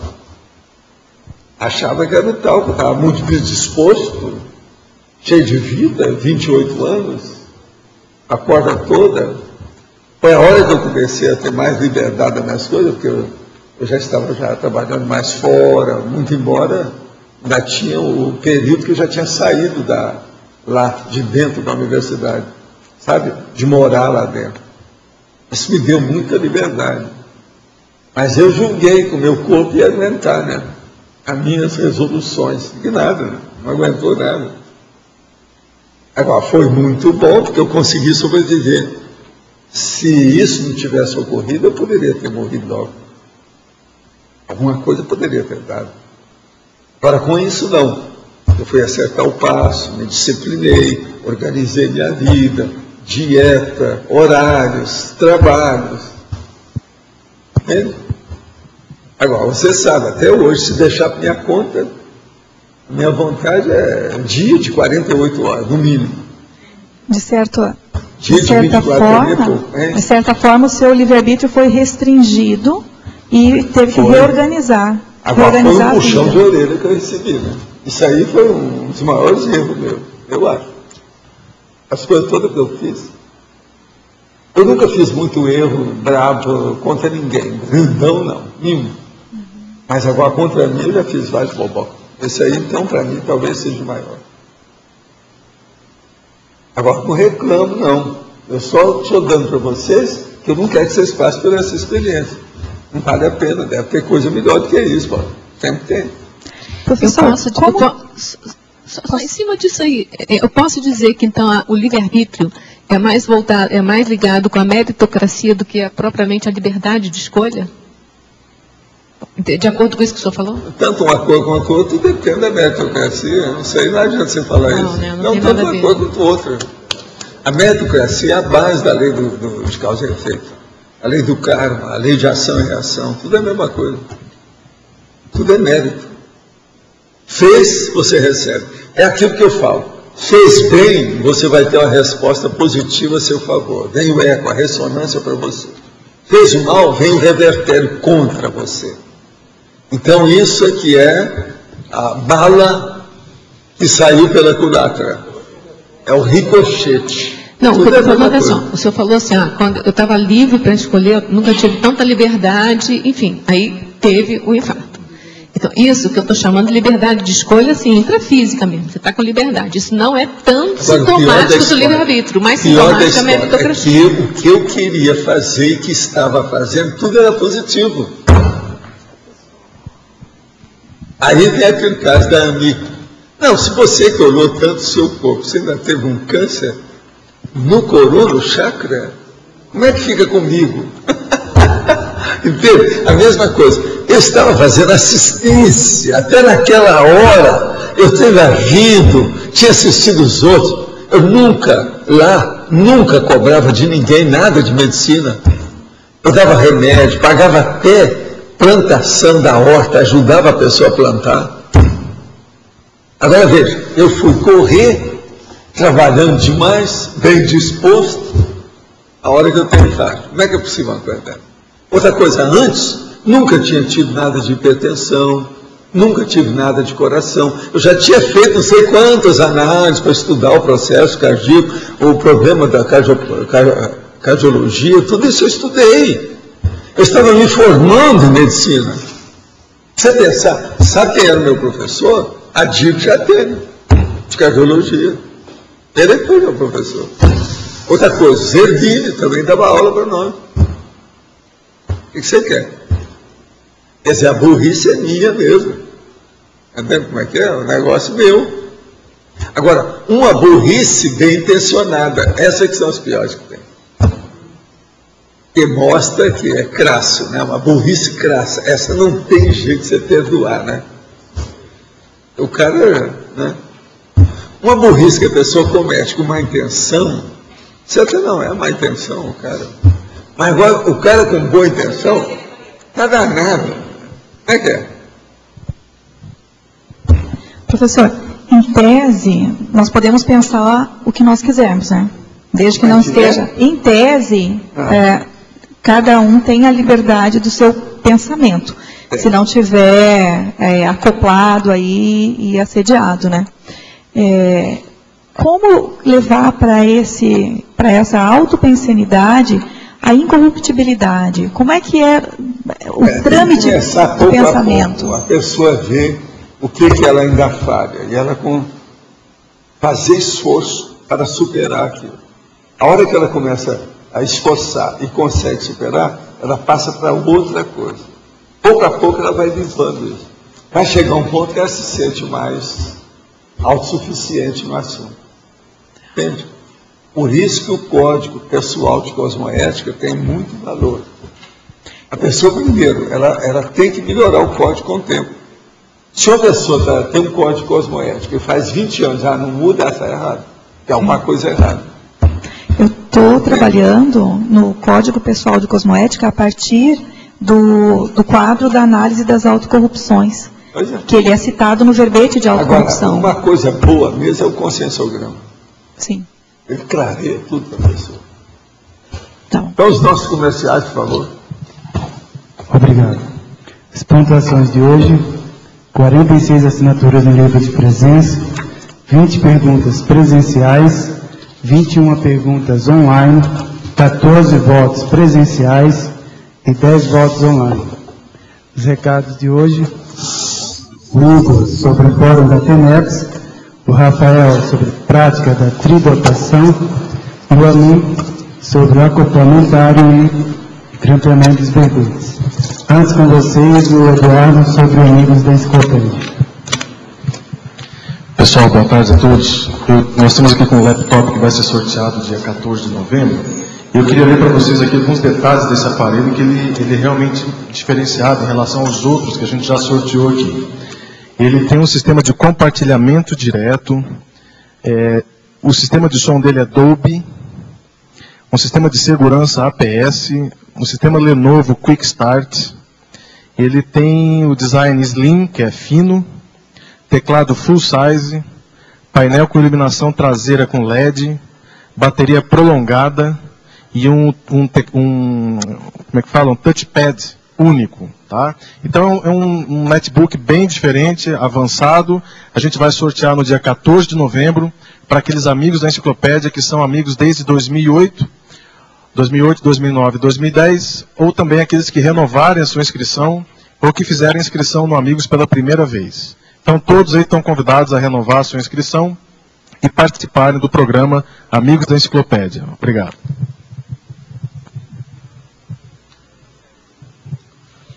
Boa tarde a todos. Meu nome é Igor Habib e eu estou aqui hoje para divulgar o 6º Fórum da TENEPS e 3º Encontro Internacional de Tenepsistas. O Fórum da TENEPS é um evento anual, ele acontece sempre aqui em dezembro, em Foz do Iguaçu, e esse ano vai ocorrer de 20 a 22 de dezembro, no Discernimentum aqui na Cognópolis. Então é de segunda a quarta-feira. Então vamos ter aí praticamente 20 temáticas diferentes a respeito do assunto TENEPS, para dar aí uma visão sobre o tema. Então, alguns destaques aí, vai ser falado sobre rede interassistencial de cirurgia invisível à distância, o professor Nandi Leite. Eu vou estar falando sobre planejamento e autodiscernimento no início da TENEPS, professor Ivo Valente sobre ferramentas institucionais e interassistencialidade na TENEPS. Enfim, muitas outras. Relato de tenepsista gestante, da professora Elisa Bastos, lá da Bahia. Tem também temática sobre epicentrismo, com os professores aí Pedro Fernandes, Felipe Mansur e a professora Adriana Lopes. E também já comum tema da TENEPS no mundo. Então vamos ter participantes aí internacionais. Então o professor Lourenço Pina da África, professor Eduardo Vicenzi da Alemanha, dentre outros. Então, estendemos aí um convite a todos os interessados aí na temática da TENEPS para comparecer aí no 6º Fórum esse ano. Muito obrigado. Gente, boa tarde para todos. Eu estou aqui para falar para vocês do curso Prática da Tridotação na Invexis. Ele vai ocorrer no Rio de Janeiro, do dia 20 a 23 de janeiro do ano que vem, 2011. A proposta desse curso é que a pessoa trabalhe a tridotalidade. Então, a comunicabilidade, a intelectualidade e o parapsiquismo de maneira integrada.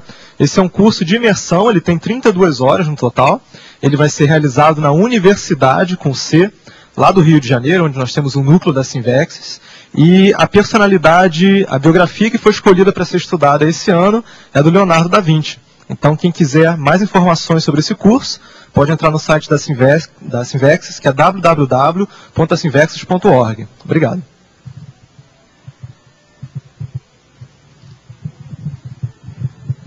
Boa tarde. Nós estamos precisando de ajuda para grampear os verbetes. Quem puder nos ajudar é só se dirigir ao holociclo e, chegando lá, é só procurar o monitor responsável. O segundo recado é sobre... Vamos aproveitar esses 4 dias aí, né? Não, mas é para levar para Uberaba, então tem que ser... É agora, hoje?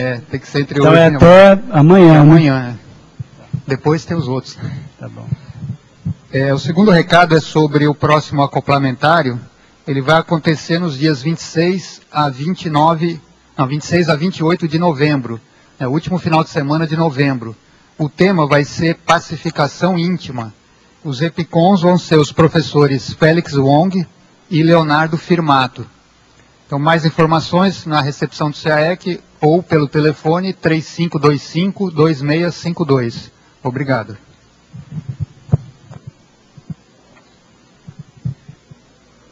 Para amanhã foi eleito o verbete sobrepairamento, eleito com 7 votos, a especialidade holomaturologia. Obrigado a todos e até amanhã. Lembramos a todos, então, também que amanhã teremos a última tertúlia de semana, quinta-feira não teremos tertúlia, retornaremos, então, na segunda-feira. Ok, obrigado a todos, então, até amanhã.